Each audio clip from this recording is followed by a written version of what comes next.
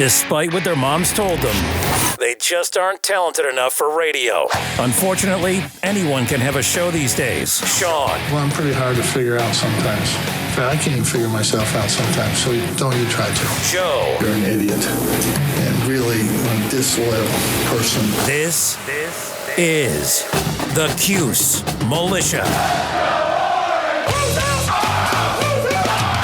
Now, those two unapologetically biased orange-blooded homers, Sean and Joe. It's the most bullshit thing I've seen in 30 years. Welcome, orange men and ladies. Happy Sunday. This is the Cuse Militia with Sean and Joe at Cuse Militia on the socials. Go there. Join the militia. Thank you for tuning in to hang out with us. We appreciate all of you. This is your Clemson post game. The Orange fall to 3-4, 0-3 in the ACC. We'll discuss the third 3-point loss in a row. You'll hear from us, and we'll hear from you in fan feedback. A little frustrating. Everybody's feeling it. We'll get into all of that. Malik Brown was reported. I first saw it, and I don't know who broke it, but Mike McAllister, class of 2022, Culpeper, Virginia. Power forward. He's 6'9", 210 pounds, and he committed to Syracuse over, yesterday or today? Yesterday. I believe it was yesterday. Over St. John's, TCU, Texas A&M, VCU, Virginia, NC State, Georgetown, Wake Forest. So, highly recruited guy. Well, I think the Syracuse is in the top 5 with Penn State, NC State, Virginia Tech, and Georgetown. So, and all the other teams they offered, but that was his last 5. So, and he was friends with Justin Taylor, the other recruit that we got. Yeah. They played AAU together. They played AAU together. He's got a 7-foot wingspan, and really, I think it's just a perfect. People kind of question the Peter Carey thing too. When we got him. But Peter Carey and Malik Brown, I think, are perfect for the zone and for defense and everything like that. And, you can develop offense and, become effective in that area. So, again, it's a good pickup. He's been bouncing back and forth between a 3 and a 4 star. But, number 7 player in Virginia, I think it's a pretty big state. And they usually have decent basketball players. So, I'll take that. Yeah, it's a good pickup. And like you were saying, Justin Taylor, Peter Carey's center, Quadir Copeland, those are the other 3 that have committed so far for the 2022 class. And that's a nice class, by the way. Yeah. Looking good. Yeah, just adding depth, Yeah. By the way, we missed it, and it's our fault. ACC Media Day for basketball happened the last day we were on Tuesday. So, anyways. It's tough. Couldn't really find too much on that. I heard still some stories. Couldn't find it after the fact. Yeah, there's some stories. Hey, there's something called, oh my gosh, I forgot the name of it now. But it's basically a basketball series featuring Syracuse, the Syracuse basketball team. Oh yeah. You can go through. I forget what it's called, but it is on my timeline, our timeline on Twitter. I believe it's on Cuse.com. It's on Cuse.com. We've posted the link. It does come from Cuse.com. I'm sure you can find it YouTube or whatever. Storied is what it's called, by the way. Yes. And it's in our timelines. It's pretty cool. It's about 6.5 minutes long. A good. No, it's a little mini series. It's a mini series. Like 6 of them or something, and I think they're every Tuesday. 4 or 6 of them, something like that. Yeah. So they come out every Tuesday. Something to get you a little hyped up. Yeah, and as far as ACC Media Day, I saw a video with Buddy Boeheim and Barama Sidibe.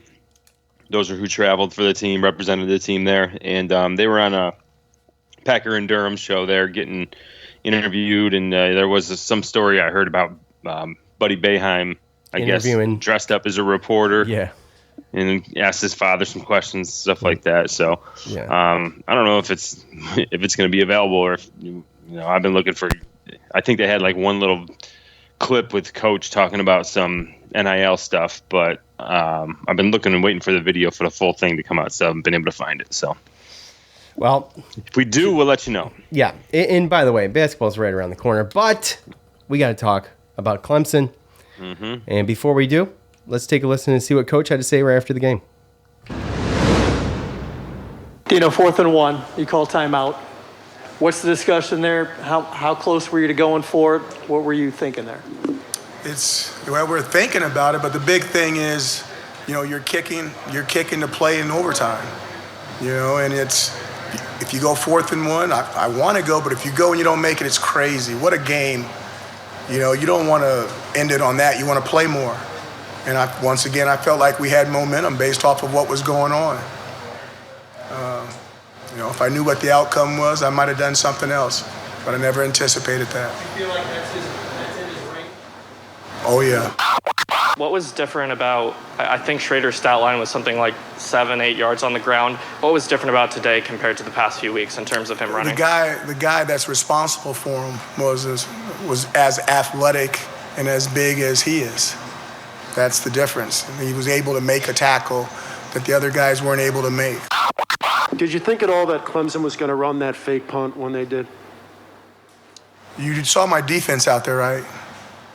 Okay, normally on a punt, the punt return team comes out. But on that one, our punt return team did not come out. Our defense was out there with one guy back as the safety. Our punt return went out, but the rest of our defense was out there. So the answer to your question is yes. That's why I left my defense out there. How did you think they played it then? Well, you saw the outcome of the play. Okay, but they couldn't. If our defense couldn't stop it, our punt return team sure in the heck wouldn't have stopped it.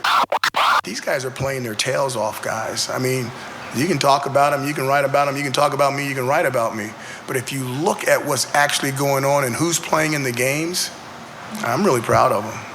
I mean, I don't like the outcome, and they don't like the outcomes, but I don't have a whole bunch of negative stuff about how they're playing the game. How would you assess Garrett Schrader's passing game today, and how would you assess it so far as it's developed throughout this season?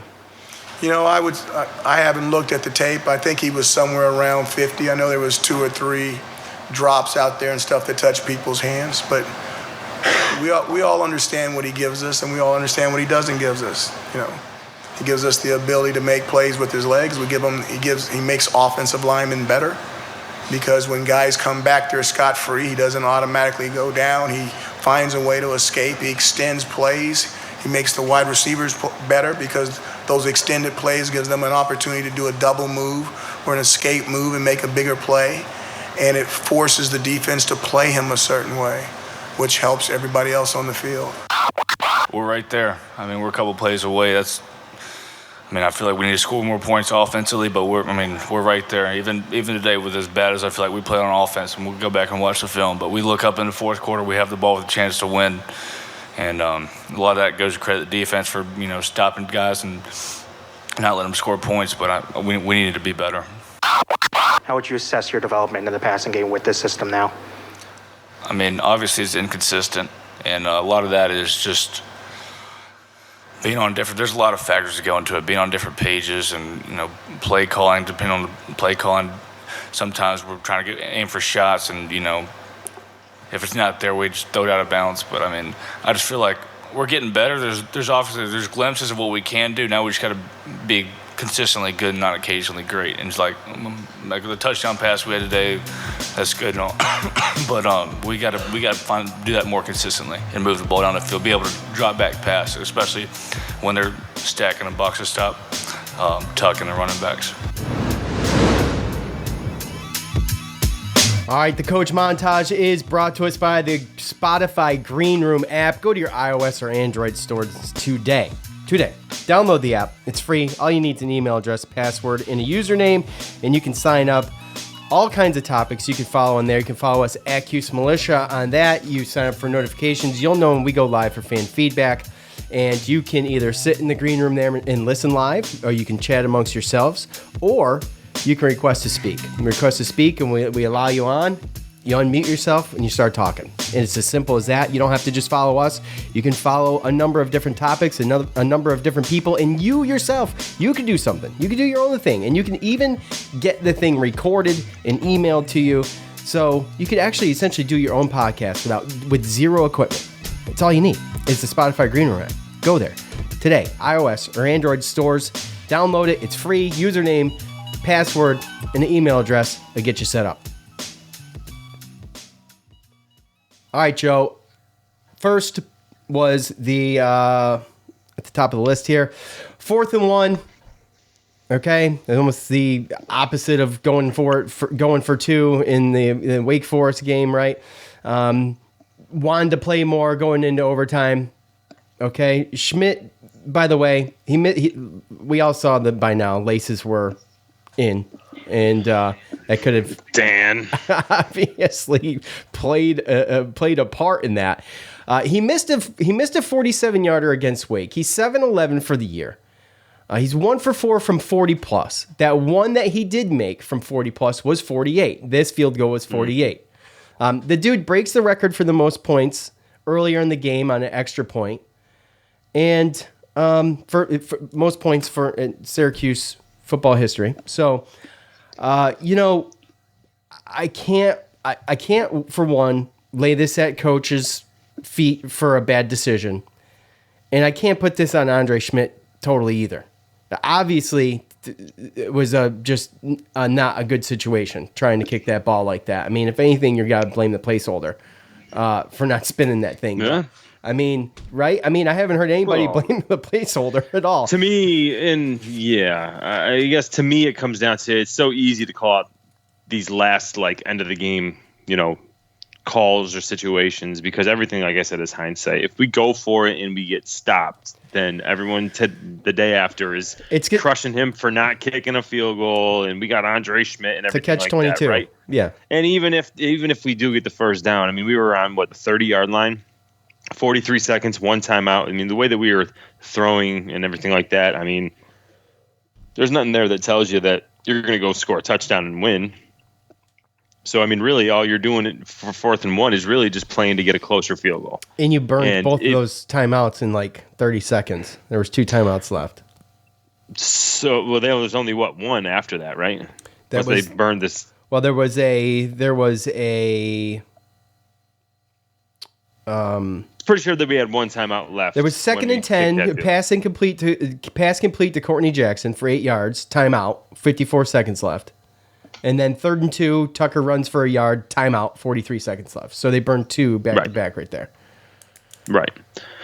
So to me, it's like you look at it, even if he goes for it, then you're still playing for, a field goal. And then who knows if there's a bad play that happens after that, right? Maybe tackles for loss or something. There's anything can happen. But I'll tell you, just because they go for it on 4th and 1 and they get a first down doesn't mean that Andre Schmidt's going to make his next attempt, right? Maybe it's a little bit closer, but again, it's not guaranteed. So he was put in a position where, you kind of just you had to play for the tie there because, again, he gets probably killed even more if he doesn't go for that field goal, So I'm along the lines of that we shouldn't have been there in the first place. And we'll get to that later. But, yeah, I'm in a situation where these late game situations, it shouldn't even have to come to that if certain things didn't happen earlier in the game. So. Yeah, well, it goes back. We'll hit all that stuff up probably either now or in fan feedback, but it goes back to exactly what we were saying coming into this game last Tuesday. Garrett Schrader was pretty much all but stopped. I mean, all but, 6 yards on 7 attempts and relied heavy, 22 rushes for Sean Tucker, and he did a great job, 157 yards, obviously, doing his thing. But they took away that dimension. And they relied a little bit more on the run or the pass, which, I mean, you could make an argument there as a fan or as just anything to say, we'll just keep feeding Tucker or keep trying it with Schrader. But we were worried about them stopping Schrader, right? And this is a good defense, and I think that they did pretty good. And by they, I mean the offense of kind of adjusting to that and being like, look, it's probably not going to work. Okay, don't need the dude getting injured. You're not having success. You don't want to be taking big hits. You heard Coach talk about the dude that was on him. Who was it, Joe? Do you remember? I do not remember. But was Skalski? Was it? Okay. I mean, they have the personnel to do it, but go yeah, ahead. Absolutely. Well, my point is that you heard Coach say the dude is just as big, if not bigger than him. That was taking care of Schrader, and you don't want to put yourself in a position where this dude's going to get hurt, right? So. Yeah, I mean, I still would have liked to have seen a situation where he would have taken more opportunities. I think that there were some shots there. There were some times where he gave it where he could have kept it. But at the end of the day, it was pretty obvious that Clemson came in saying, we're not going to let Garrett Schrader beat us. And they took one element of the run away. And even after that, I mean, Tucker did what he did in the first half, and then they had to make another adjustment to take the running backs, the running game completely away. So that's really what it was. I was amazed that Tucker actually had the stat line that he did. I know, and when I looked at it afterwards, I was shocked. But he had 2 long ones. He busted 2 long ones. And what did he average? Yeah. He averaged something crazy. 7. Yeah, 7. 7.1. I think it was more than that, but it's not on. Why the hell isn't it on here? Anyway, moving on.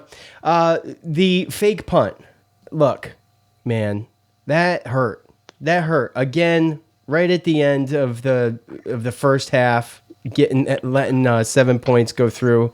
Eventually, what was to be 7 points, and I think they had like 4 first downs on that drive too, which was just another momentum killer. It was just like Wake. I felt the same way after that as I did against Wake Forest when they scored right before the half. It's just a momentum killer. Unfortunate. And then you heard Coach say they had a feeling it was coming. They left the defense out there, couldn't stop it. It was a great pass. It was a great pass. No, yeah, for a punter, absolutely. Yeah. Obviously you got to have. He had a pump fake and everything in there. Enough.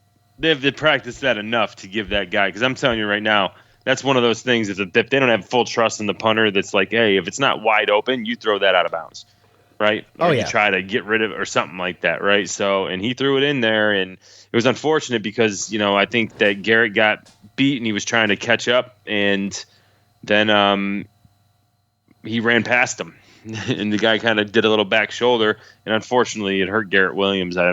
He was out for the rest of the game, I believe. So that overall was obviously an unfortunate thing, and the biggest thing for me was that they scored and then they were getting the ball at half. So. Right. That's right. And they got the ball to start the second. So Coach on Schrader, obviously we all know this, and he elaborates a little bit. We know what we got with him right now, and we know that he is able to extend these plays. He's given the wide receivers a chance, but look, some low balls, okay? A couple of them were in the dirt, at least a handful. But there was also a handful of drops, man. These receivers, they gotta help more, man. They've got to do better. Did you watch the whole? You watched the whole Garrett Schrader? Yes. And all the players, the whole interview? Yeah. I mean, there was a lot of stuff there. I mean, you can tell that Garrett Schrader is kind of a straight shoot from the hip kind of guy, because you could tell that there were, and you could see it on the field too. He was frustrated. He was frustrated at himself when he threw a bad pass. Mm-hmm. He was frustrated at the coordinators, or the coordinator, when they called the play that he didn't really like, or maybe only gave him one or two options, and then the other option is throw it out of bounds, right? And then he was frustrated with the drops and with being off, not being on the same page with the receivers, because he did mention that some of the receivers ran some wrong routes. So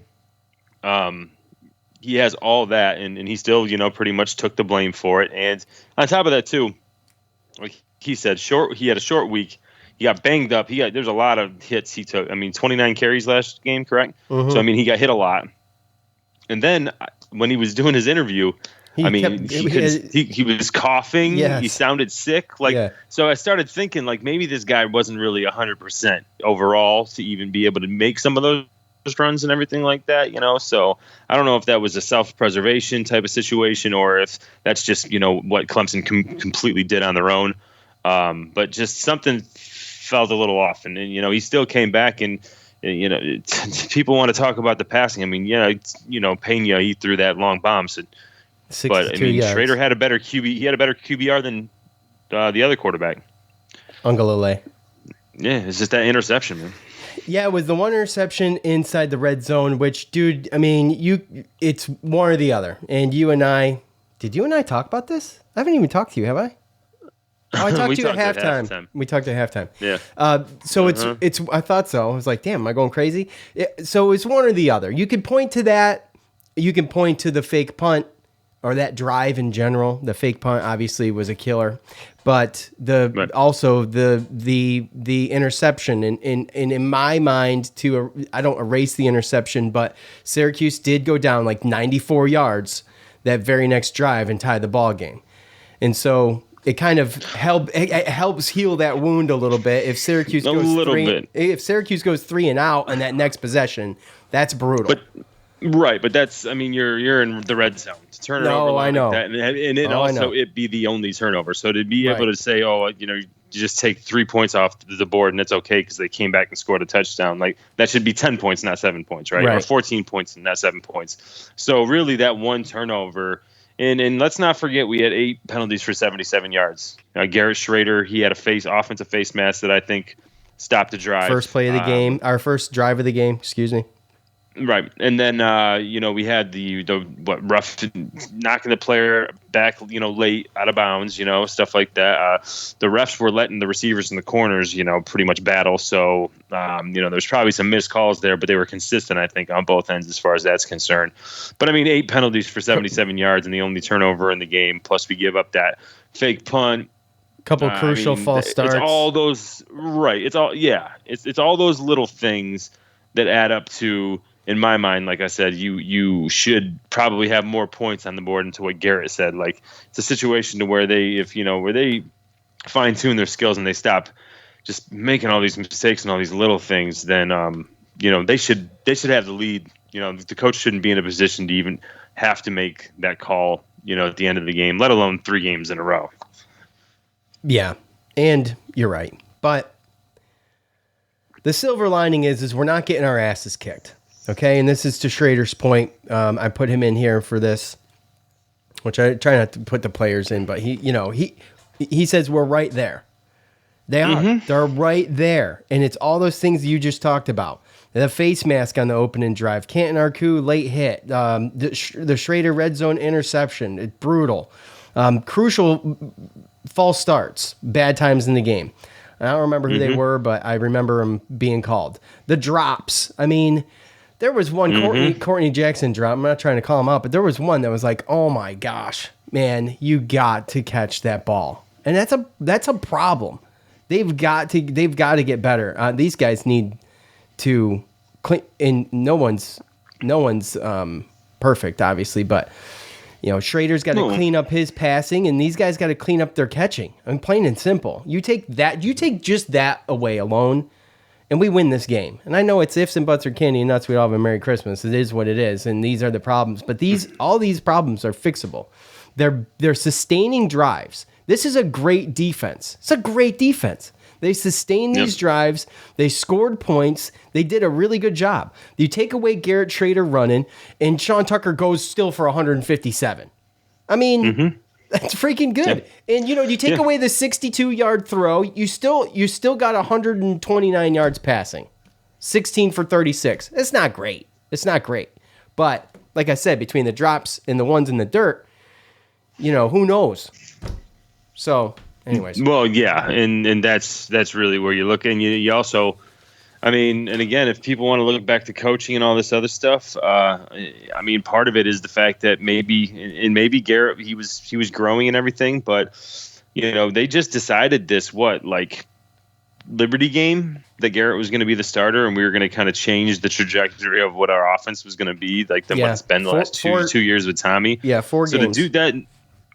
To do that, and maybe that's one of the reasons why it was such a difficult decision. Maybe they were waiting and giving Tommy the opportunity to just go and take it because they didn't want to have to make that change, and they might have knew that someone like a Taj Harris would go transfer, and that they didn't want to maybe change the way that they ran their offense. But when you look at what you had, maybe you should have made that decision earlier. Usually you don't wait till the fourth game of the season before you decide who your quarterback is, and now this guy's got to figure it out, and now our whole offense is kind of changing its philosophy a little bit, and now he's got to get good with the receivers. Oh, and then your best receiver transferred. So it could just be all of that, but still, like you said, we're moving the ball. We had more yards than Clemson. We've been out. We had more yards than Wake Forest too. Right. So it's a situation where when you look at the box score, minus that, you take away the penalties and the turnovers, you look at that box score and you're like, damn, Syracuse might have beat Clemson. And by the way, he was only sacked twice by this defense. That's pretty damn good. Uh-huh. So, well, yeah, but still, their defense, was more worried about the run. Sometimes when you go too aggressively, then you overrun your gaps and your responsibilities, and that even opens up more holes for the running game. So I think that this team more or less played it patient and didn't want to kind of put themselves in a position where a Schrader or Tucker could make a miss, and they just kind of kept their gap integrity, and they did what they were supposed to do, just let Garrett throw. I don't think necessarily they were. I mean, yeah, you try to sack them, but I don't really think they were necessarily, trying to sack them. Right. If that makes sense, right? Right, where they weren't loading the box up and blitzing the dude because he's a pocket passer and they need to stop him. But right. Schrader admitted that he's inconsistent with his passing. He admitted it. And by the way, they probably said something during the broadcast, but I don't know if I've seen it mentioned. That shot, he took a giant shot on that Pena touchdown pass. He stood in there like a boss and threw that ball, and he knew he was going to get popped, and he did. He got popped. So, I mean, that's a quality in a quarterback that you have to have. And, not all quarterbacks are doing that. Some quarterbacks, they're ducking for that when it's coming at them. Because... Oh, yeah. He got walloped. He got walloped. And by the way, it just shows what they can do, what he can do. So he says he takes all the blame, which is what he's supposed to do, right? So that's you don't get credit for things you're supposed to do.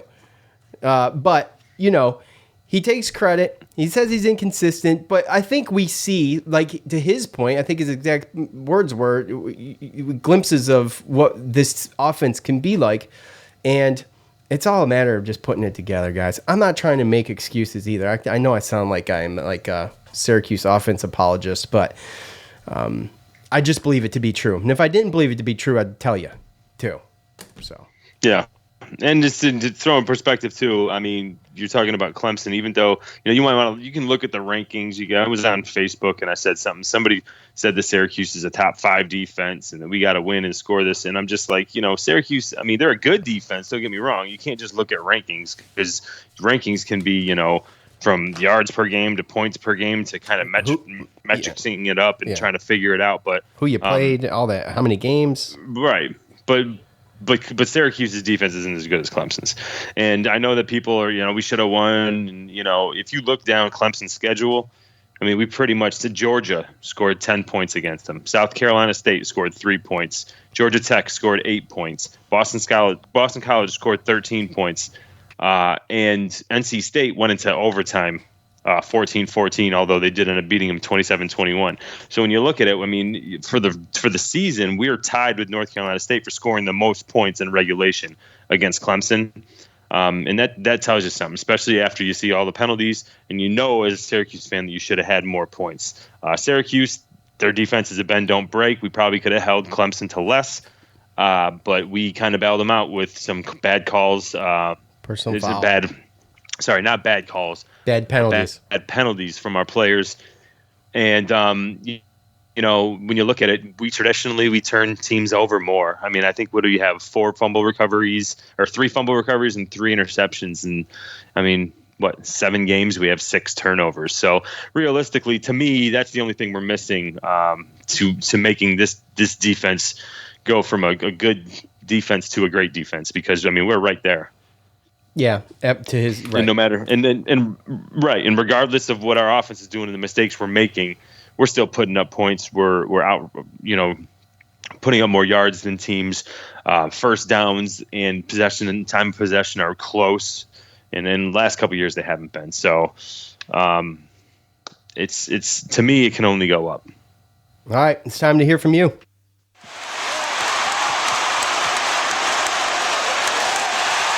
It's time to hear from you, the loudmouths from the Loud House. All right, you guys know what to do. At the end of every game, I ask for your thoughts on said game. You go ahead, you leave them. We talk about them here. And try to be creative for us, would you? But first, before we get into fan feedback is brought to you by, well, I'm trying to maneuver fan feedback as we speak. My bad. Is brought to you by the Spotify Green Room app. And as I told you before, go to your iOS or Android store now, download the app.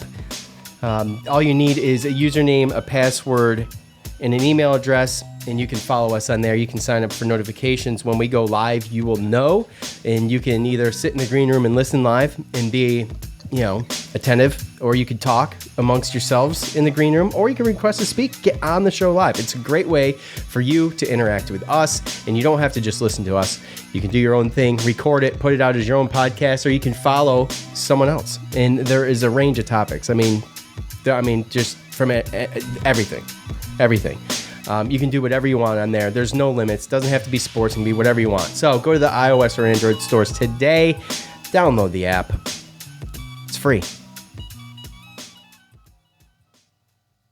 All right, Joe. Let's start. Hold on. Let's see here. All right. Let's start with. All right. I am going to have to bring this closer to me. I think I'm having a hard time seeing lately, Joe. That's not good. Uh-oh. It's not good, dude. Phone's still cracked, by the way. So there's that. Oh, that's why. You're messing up your eyesight, and that's what you're doing. I think you can't you're right. see because your phone's cracked, and I think that is messing your eyesight up. I'm straining too hard. Will you get that fixed? I'm either too lazy or I'm not sure how. It's one or the other. I'm not sure which. Sometimes, every time I've broken a phone screen, I've just dealt with it. I'll wait, 6 months, I get an upgrade. So who knows? But this is bad. This is really bad. I'm pretty sure they got stores. They got like fix-it stores. And yeah, stuff but I like pay that for where you can go insurance. What is it? Square D Insurance or whatever the hell it's called. I pay for that. I don't know. You don't know. Well, then you don't know. You get still a have an hold of them. iPhone too. Which you've done a great job keeping that thing not cracked. Congratulations. Also. What? Also. It's also, not two. Also. No, Yeah, it's an iPhone 2. Also. Two. All right. No. Shut up, Joe. I'm starting this thing. At Keen. Bill Keen. Bill Keen on Twitter. All right. Passing game absent. There's your eyesight again. The pass to Pena was great. Other than that, big zero through the air. Schrader was 100 yards. Was under 100 yards passing until that play. Can't blame Dino here. Players have to make plays. Interception the first half was deadly. Have to consider DeVito. Much better passer. So this was the only comment of its kind that I saw. So I thought it was a good one. Look, like I mentioned, I think we end up with 129 yards minus that Pena pass, right? And which was great. But with that said, it's frustrating. It's frustrating for everybody, I think, to watch the passing game be what it is. I don't know, Joe, and we can only speculate, obviously, what Tommy would add coming into this game or being subbed halfway through or whatever the case may be. Now, I mentioned it in the last show, in the Clemson preview show, because I thought I had a bad feeling about Garrett struggling with this defense. With the Clemson defense in the passing game. So I did bring it up as just a topic of conversation, but like you said, this is, unless he gets, barring injury, he's probably going to play this game unless it was really, really ugly. But I don't think it was that ugly. Like I said, it's kind of on him and the receivers. They're just not. Some of the throws were bad, but they're not totally working together either. They're missing. Well, something. Right, and since Schrader, he said that in his interview that there was multiple things that were going on out there that is why the passing game isn't really looking like that. But sometimes as long as the other team's looking ugly too, then these players are just gonna they're gonna stay in. If it's a situation where your offense is ugly and you need to continue to score points, then that's one thing. But at this point, and you heard the people talk about it too. The announcers on the game talk about it. They brought it up right before Schrader threw that touchdown to Pena, and kind of was like, "Oh, well, never mind," and maybe that was one of those things where, because that was an element of surprise type thing. Maybe we got to take more shots down the floor or down the field, right? We didn't do that, so maybe it was just one of those things where the safety got so lulled into sleep. And I know that they had a call where they were blitzing, and some defensive backs were rolling over to help the outside receiver. But nonetheless, really right now at this point, Tommy DeVito, he adds a good teammate with some leadership, and obviously the situation where he knows most of the players on the field. But all he really adds to this point, and I'm not trying to downgrade, but it's an element of surprise would be all that is. Right. Is if you could play against, and Clemson's got the personnel where you can't just bring him in and the defense is going to be like, oh, what are we going to do now? It's just not going to happen. So, it's one of those things where if he would have came in, then they would have pinned their ears back and they would have blitzed him and they would have put him in, into some tough situations because he doesn't really handle that as well as Garrett on those pass plays and in the pocket and everything like that. So, he's got a better ball and everything like that, but I still, you're losing these games close, and I don't really honestly think that Tommy being in there would make a difference. I tend to agree with you on that. Can't blame Dino here. He says players have to make plays. Yeah, I mean, this obviously, I didn't think, when the Fire Babers chants start, guys, ladies and gentlemen, they just don't stop.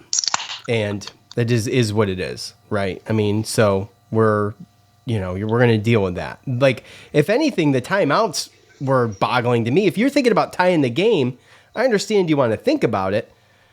But I don't know. But they weren't taking shots downfield. You're down 3. You're not going to take that chance downfield after you already scored that touchdown. That was desperation. As to what Mike Golick Jr. said, that was a YOLO ball.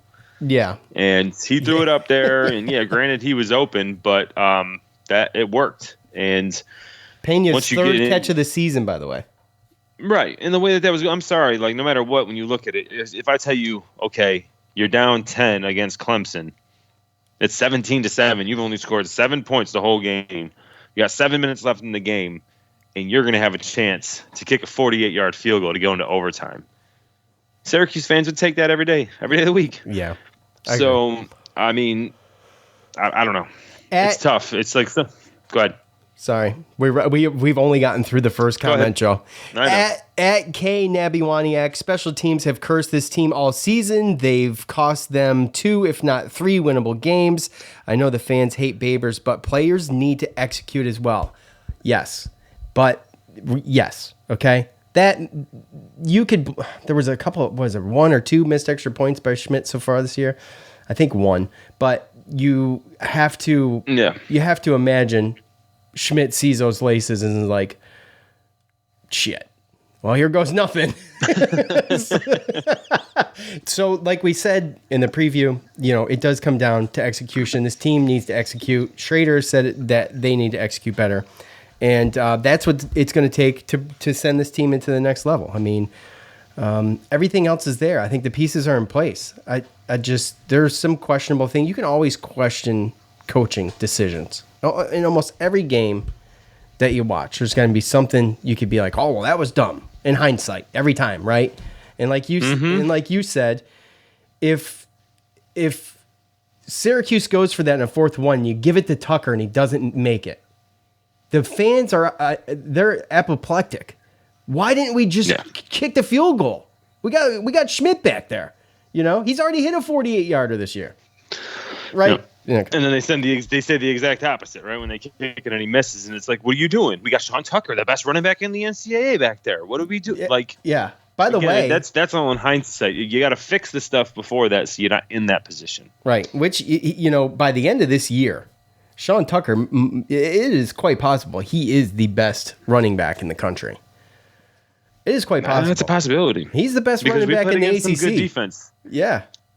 We put against some good defenses, and that's another thing that I wanted to bring up. Obviously, Florida State has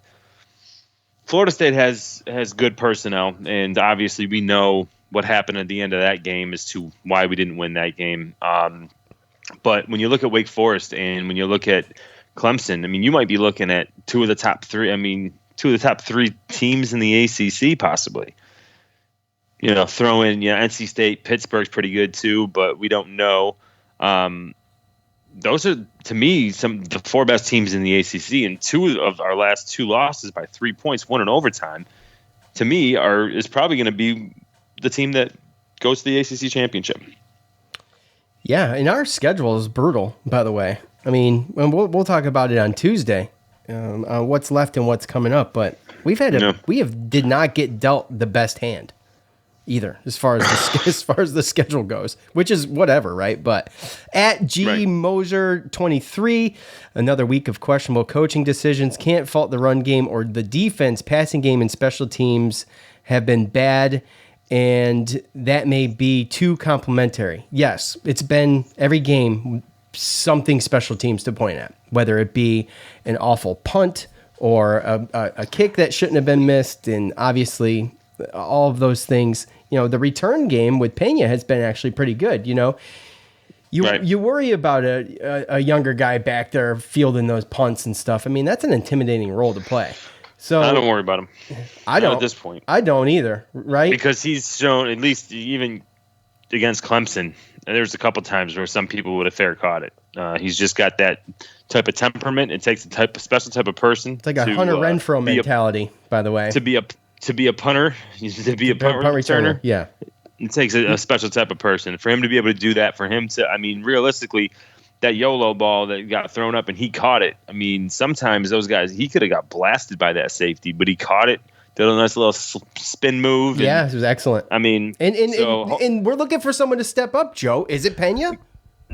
I mean, I think that he has at least earned a shot to be able to get out there, right? I mean, at this point, like I said it last week, and I'll say it again. Like, I don't care who you are. I even saw Amari Hatcher out there, a true freshman. Like I said, I don't care who it is. Like, if I'm a receiver coach, I'm going in there and I'm playing the best guy. Now, albeit you got to be able to block. You got to be able to run block. But like, who's going to step up? Who's going to make a play? Who was going to make plays instead of just catching 5 yards? And I think Courtney Jackson. I think we've seen some good stuff out of him, but I think that it could be better. And I think that it will get better. But who knows? Maybe this is the beginning of maybe a little, shot with Pena where we can make some plays. Zach, are you there? Zach was in the green room. Is he there? You have to unmute. Yeah, he tried getting in last week. Yeah, he was. My bad. Can you hear me now? Yeah. Yep. What's up, Zach? Yeah, listen, what's up, man? What's Zach. up, boys? How you doing? Great, How you doing, buddy? Great, dude. Hey, Look, Zach, a longtime listener from Facebook. Always Zach from Facebook. This is Zach from Facebook. So you're your boy Zach. That's right, our boy Zach. So what'd you think, man? All right, so let me start off with a quick story. My first time ever listening to you guys was when you first started doing your football reviews, and you actually said you didn't see us winning more than 4 games a year, and I was like, oh, these guys don't know what they're talking about. And then everything you said came true, and I was like, all right, I'm gonna start listening to them. That's awesome. That's awesome. That was a show that we beat Clemson, and ever since then, man, listen. At my job, all I do is listen to podcasts all day. I know 2 guys that when they have a good chemistry, I know it. You guys have a great chemistry, and that's why I love listening every day. Every morning when I go to work, I get my cup of coffee, and I'm ready for an episode. That's awesome, dude. We appreciate it. And you always got something. Yes, sir. You always got something, eloquent to say. When I'm saying something to you guys, I don't care so much if you read what I say, but I'm trying to create conversation so exactly. You guys have something to go with, And that's what what the fan feedback started as, and that's what it's all about, is to create conversation for you guys to listen and me and Joe to have a little fun with. So, what did you think? What was your takeaways from the game? I kind of know where you stand with everything, but go ahead. So me and my buddy went to the game. We had a blast. Of course, I'm an emotional wreck because I'm a diehard. So watching the game was very, very stressful. I didn't listen earlier, but I didn't watch. Watching on TV and seeing in person is a lot different. So I didn't notice more things that people do notice on TV. Yeah. I think my biggest takeaway was our wide receivers. They got to catch, man. I mean, they were dropping really crucial balls. I know some of the throws weren't right on the money, but a lot of them were catchable, man. That Devon Cooper one, man, I really thought he could have got that one down and took that home, even though we still got the touchdown that drive. But, my biggest takeaway, too, from it was at the end of the game, the freaking people screaming the Fire Dino chant was just, I get it, they're drunk and they're just emotional, but I mean, we're so close. This team is so close. They are. Did you happen to listen to Garrett Schrader's post-game press conference with Sean Tucker and Mikel Jones? I want to, though. Well, we talked. Go ahead. Well, we talked about it in the beginning of the show, and I mean, it's he says his exact words are, we're right there, and I think a lot of us see it. And I'm a diehard. Joe's a diehard. I mean, we're orange-blooded homers. Okay, so I am a little biased. Okay, I don't. You know what I'm saying? I like to give these guys a chance, but I think it's true. I think the way that this team has been evolving. Clemson's got a good defense. I think that. They got NFL level defense. I don't know. I mean, we missed the chance that didn't come across the TV. Thankfully. I know. The thing it was after the game. Is when we were all walking out. Oh, I gotcha. The roads and stuff. But they're drunk. But I mean, we had Dabo going in the trick playbook, and they were ready for it. They just it was a good throw. I mean, man. Yeah. Maybe they should put the punter as a quarterback. That's what. Yeah, I know, right? I mean, a pump fake and everything with the hips. I mean, he really laid that pump fake out on everybody. So it's really good. It's really good. No, the problem is there's two types of fans, right? There's the fans that they just want to win. They don't care. They just want to see the W. And then there's the fans that can see the difference between losses from last year and losing by 40 to losing by 3 against a team that's, thank you. And I think that's really, some people that don't want to hear it. I don't care. I just want to win. They had that Dungy year. We went 10-3. Well, that's all I expect now. And they can't look past what, again, and I think Schrader said it in his press conference, you don't want to look at a silver lining and you don't want to, there's no moral victories, but it's hard for me to not look at it and see the difference. This is a different offense, a different team, and I mean we're right. To what Garrett said, we're right there compared to what the last 2 years was. I couldn't watch another year of what the last 2 years. Couldn't. I think. Go ahead, Zach. I think a lot of people forget that the late '80s and all the way through the '90s. Are you there? Yep, we're here. Me? Oh, hold on. We can hear you. Can you hear us? Yeah. Okay. Yeah, we can hear you, bud. Go ahead. A lot of people when they don't remember that run from the late '80s through the '90s, the Coach P era, to when we hired he who shall not be named.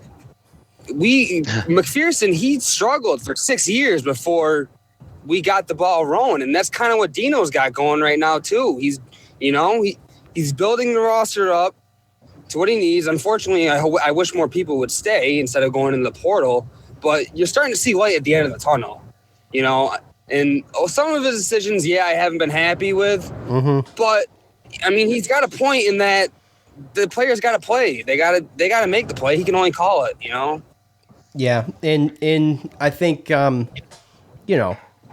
are going to see, we'll talk on Tuesday about what's coming up. And, I'm going to tell you, I mean, I think scrapping 3 more wins out of these last games is going to be difficult. You think they make a bowl game, Zach?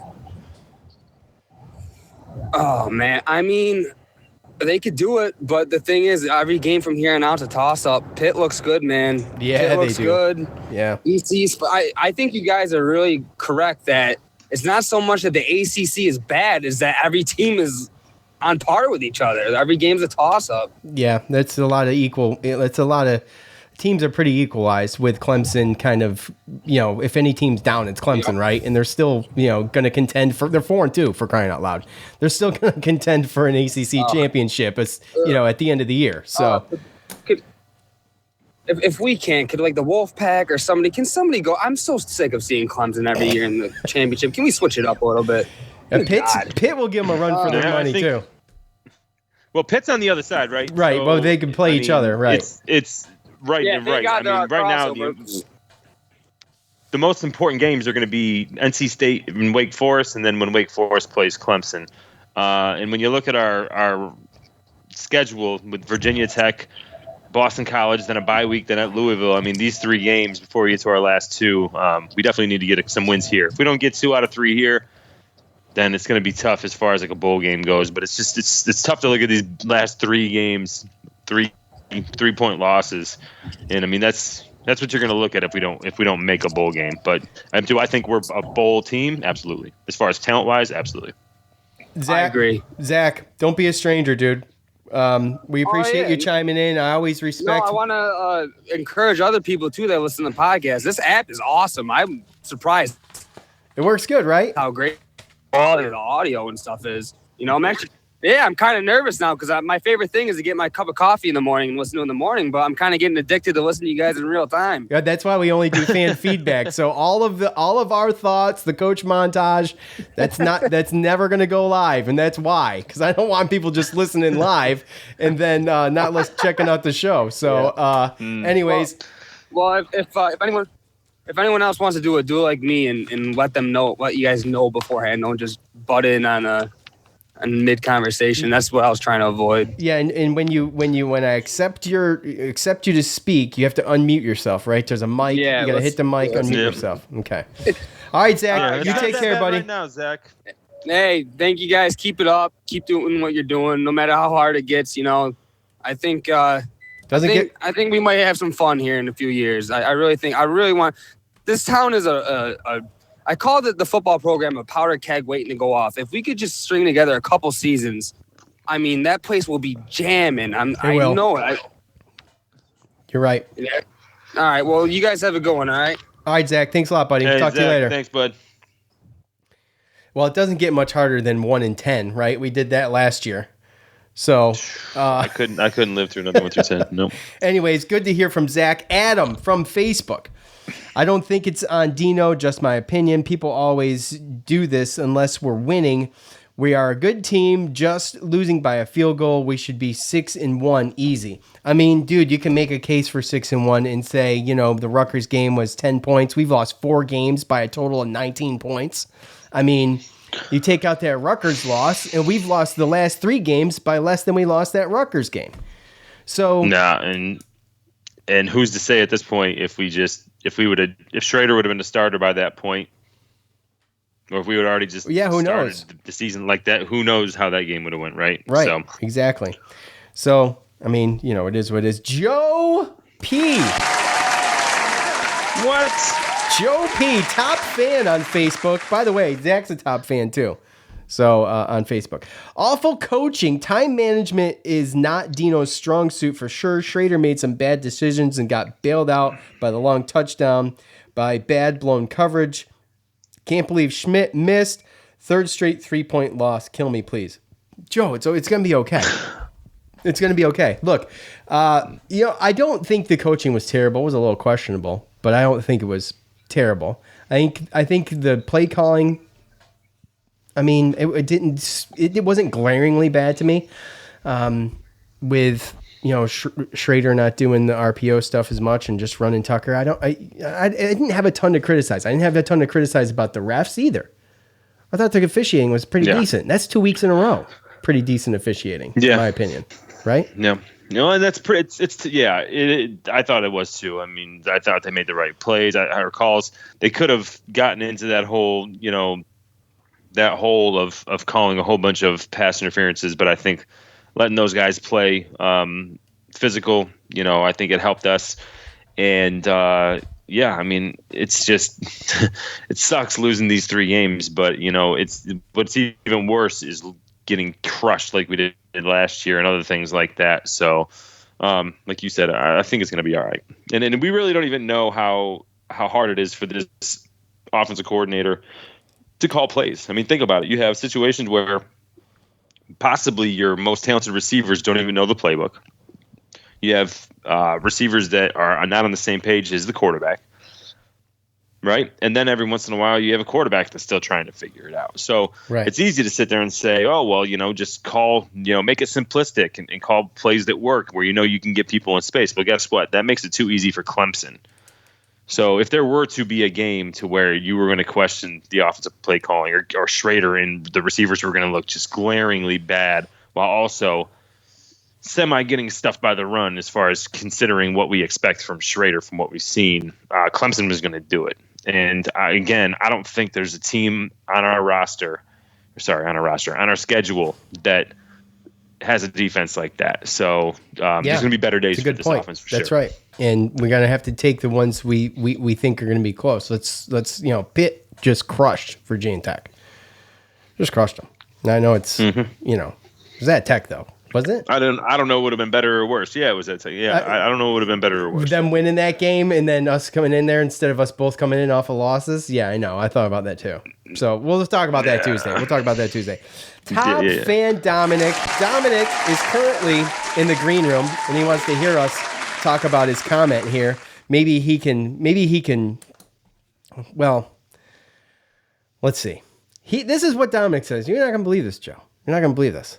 Hold on. Let me see. Our offensive coordinator. I think I probably will. Our offensive coordinator is trash and Dino needs to fire him. For the whole third quarter and most of the fourth quarter, he made Tucker invisible. If Dino sticks with Gilbert after this season, I'm going to be on the fire Dino train with a paid ticket.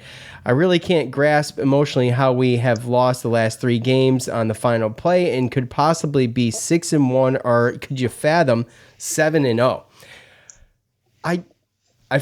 Look, I thought he did good. I do. I mean, who? Sterling Gilbert. I didn't think it was terrible. I mean, it's not that he did awful, right? It's that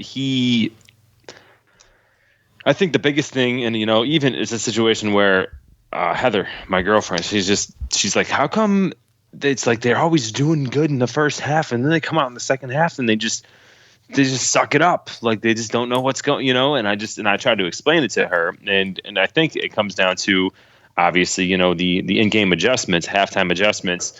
They came in and they were going to take Garrett Schrader away from the beginning, and then when they saw that Tucker did what he did, they said, okay, now we're just going to take him completely away. So I don't really think that Sterling Gilbert took him away as much as the Clemson defense was like, we're just going to make him pass.